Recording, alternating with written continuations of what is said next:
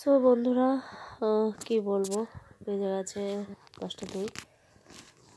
তো ছেলের প্রচণ্ড শ্বাসকষ্ট, তোমাদের সন্ধ্যাবেলা ভিডিওতে বলেছিলাম। তো ইনহেলার নিয়ে ওর কাজ হচ্ছিল না, ডাক্তারকে ফোন করতে করতে উনি এখন এলেন 10টার সময়। তো এখন এই যে ওকে নেবুলাইজার দিচ্ছে, আর দেখতে পাচ্ছ তোমরা, মানে টেনশনের শেষ নেই, আর কি বলবো। তো বন্ধুরা, বেজে গেছে এখন 53।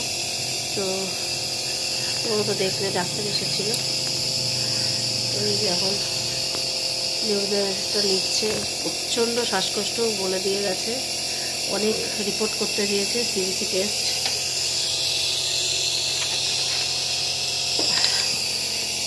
টেস্ট দিয়েছে, একটা অ্যালার্জি টেস্ট দিয়েছে, আর একটা বুকের এক্সরে করতে বলেছে, আর ওষুধ দিয়েছে 4 রকম 5 রকমের ওষুধ, কাশির সিরাপ, নানা রকম। কোনো ওষুধই জানি না কিনতে যাবে কিনা, বলতে পারছি না। শ্বাসকষ্ট একটা ওষুধ দিয়েছে, যেটা শ্বাসকষ্ট হলে খেতে বলেছে, আর যে নেবুলাইজারটাও নেয়, নেবুলাইজার বুচিনেরা, সেটা বলেছে অল্প ঠান্ডা লাগলেই নিতে। ওর এই শ্বাসকষ্ট ছোটোবেলা ছিল, 6 মাস বয়স থেকে শ্বাসকষ্ট ছিল, 5 বছর পর্যন্ত ছিল, তারপরে কমে গেছিলো। ইদানিং এই ইন্ডিয়ান অয়েলে জয়েন করার পর এ নিয়ে 3বার অসুস্থ হলো। মানে ওখানে তো পুরোটাই ধুলো, ওর মনে হয় ধুলোতে অ্যালার্জি আছে, এমনিতে ধুলোতেও অ্যালার্জি আছে। ও বাড়িতেও একটু কোনো সময় ধর বিছানা ছেড়ে দিলে, একটু ঘরটা ঝাঁট দিয়ে দিল, ও হ্যাঁচটা শুরু হলে আর কমতে চায় না, মানে এরকম ব্যাপার। তার জন্য অ্যালার্জি একটা টেস্ট দিয়েছে, দেখা যাক। বললাম না, ভগবান আমাদের উপর খুব সহায়। তো যাই হোক, রাত্রেবেলা একটু ভাতও খায়নিও, এত নিঃশ্বাস নিতে কষ্ট হচ্ছিলো, খাওয়া দাওয়া কিছু করেনি। 4 গাল ভাত খেয়েছে আলু সেদ্ধ দিয়ে। কাকিমা ভিন্ডি তরকারি নিয়ে এসেছিলো, চিংড়ি মাছ দিয়ে কাকিমা করেছিল, তো আমি ওকে দিইনি, চিংড়ি মাছ ওগুলো খেতে দিইনি। আমরা শুধু আলু সেদ্ধ আর ভাত খেয়েছি রাতে। তো ওকে 2-4 গাল ভাত খেয়ে দিয়েছি, আর খাইনি।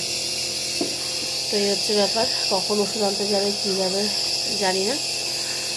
তো চলো, তোমরা ভালো থেকো। মেয়ে যেহেতু ভিডিওটা এইভাবেই তুলেছিল, তাই আমি এইভাবে ভিডিওটা দিলাম। আমি ইউটিউবে এইভাবে আগে ভিডিও করতাম, বাট এখন আর এনার্জি পাই না, মানে কোনো কিছু তো জীবনে তো উন্নতি নেই, তাই আর ভালো লাগে না কোনো কিছুতে। তবে তবুও ভিডিও দিই যেমন করে পারি, তোমাদের সঙ্গে শেয়ার করলাম। একটু আশীর্বাদ করো যাতে একটু ভালো থাকি, কেননা প্রচুর মানুষের অভিশাপ তো আছে, ভুল বোঝার অভিশাপ, যারা অভিশাপ দেয় মনে মনে, যারা মানে ভাবে, যারা দেখছে ভিডিওটা অনেকেই আছে, তারা তো মনে ভাবছে আরও হোক, আরও দেখবে, ভগবান দেখাবে, এরকম তো অনেক কথা মানুষ বলে। তবে মানুষকে বলার আগে নিজেকেও ভাবতে হবে যে আমি সঠিক কথা বলছি কিনা, কারণ অভিশাপ তো সবাই দিতে পারে। তো যাই হোক, সে কথা না, সবাই ভালো থাকুক, সুস্থ থাকুক। আর তোমাদের কাছে রিকোয়েস্ট, তোমরা প্লিজ একটু প্রার্থনা করো যাতে আমরা সবাই ভালো থাকি। ভালো তো আমরা থাকি না, কেননা যে বাড়িতে বসবাস করি সেই বাড়িটা খুব ভালো, সবাই জানে। তো সেই বাড়িটার জন্য আমরা এত বেশি ভালো আছি।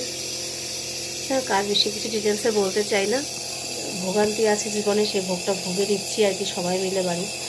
তোমরা দেখতেই পারো, যারা আমার ভিডিও রেগুলার দেখো, যে কোনো রকমভাবেই একটা দিনও কেউ ভালো থাকি না আমরা।